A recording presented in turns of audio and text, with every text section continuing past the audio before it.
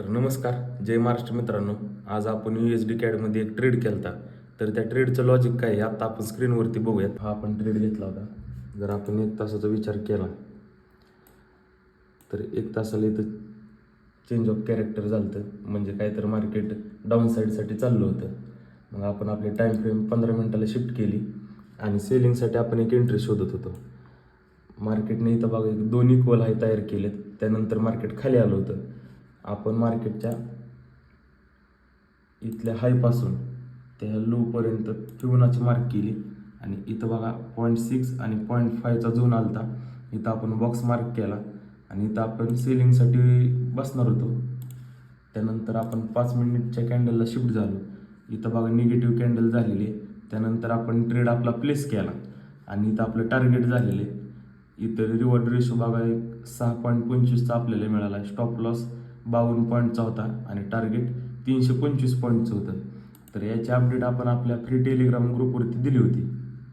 इथं बघू शकता 6:22 आपण ट्रेड दिलता आणि 6:55 आपलं टार्गेट डन झालं होतं.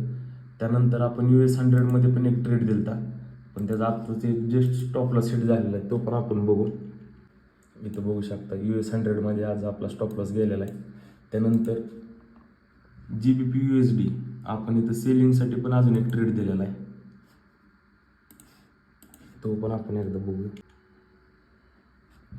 GBP USD